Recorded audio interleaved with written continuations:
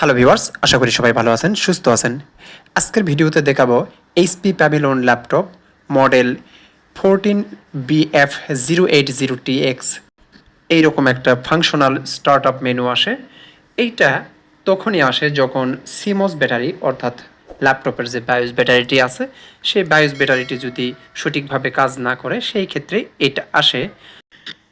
ল্যাপটপটির model screenshot দিয়ে দেখতে পারেন এইটা।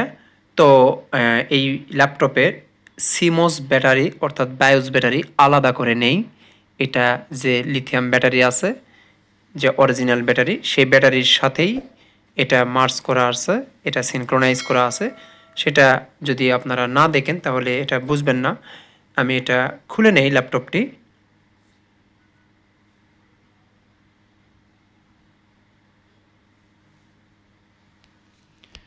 স্ক্রু যেগুলো আছে সবগুলো খোলা হয়ে গেল।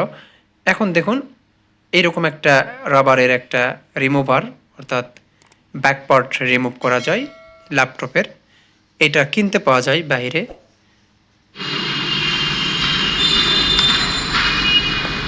যখন খুলবেন তখন এভাবে দেখবেন যে কটকট করে শব্দ করবে, এগুলো লক থাকে, লকগুলো খুলে যাবে।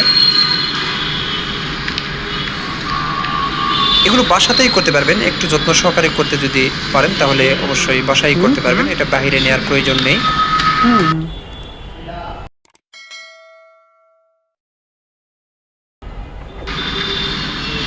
তিন সাইড থেকে এভাবে আমরা খুলে নিব।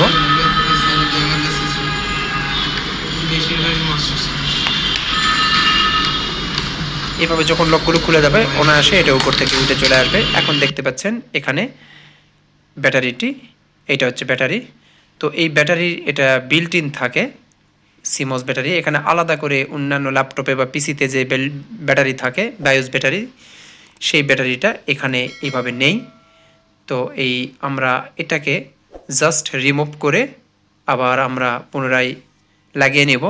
তাতে যদি কাজ না হয় তাহলে আপনার এই ব্যাটারিটি পরিবর্তন করতে হবে। তো আমরা প্রাথমিকভাবে এটা চেষ্টা করব যে এটা খুলে আমরা আবার পুনরায় লাগিয়ে নেব। এটা খুলে নেওয়া অতি সহজে এটা খোলা যায়। এটা জাস্ট এই পাশটা লাগানো থাকে এই জায়গায় মাদারবোর্ডের সঙ্গে। জাস্ট আমরা আবার পুনরায় রিইনস্টল করব। এটা হচ্ছে প্রাথমিক ধাপ। স্টার্টআপ মেনু যদি আসে ফাংশনাল কি সহ তাহলে এইটা করবেন আপনারা। যদি এতে সমাধান হয় তাহলে তো হয়েই গেল, আর যদি না হয়, আপনি যদি চান যে ওই স্টার্টআপ মেনুটি না আসুক, সেই ক্ষেত্রে নতুন একটি ব্যাটারি ইনস্টল করতে হবে এখানে কিনে। তো আমাদের এগুলো সবগুলো স্ক্রু ভালো করে লাগিয়ে নিব। লাগানো শেষে আমরা ব্যাক পার্টটি সুন্দর করে লাগিয়ে নিব। যেভাবে খুলেছি জাস্ট জায়গা মতো সেট করলেই হবে। একটু প্রেস করব, চারপাশ থেকে লেগে যাবে, তারপর আমরা স্ক্রুগুলো লাগিয়ে নিব। আমাদের এটা হচ্ছে প্রাথমিক ধাপ, মনে রাখবেন।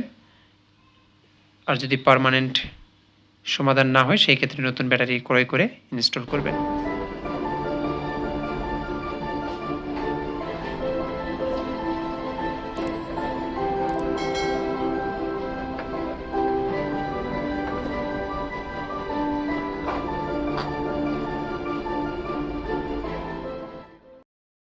এখন আমি স্টার্ট বাটনে প্রেস করব,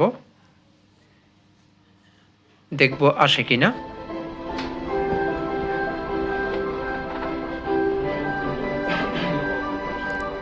স্টার্টআপ মেনু আসেনি, অটোমেটিক্যালি রান হয়েছে। আশা করি ভিডিওটি ভালো লাগবে। ভালো লাগলে অবশ্যই লাইক, কমেন্ট, শেয়ার করবেন আর সাবস্ক্রাইব করে সাথেই থাকবেন।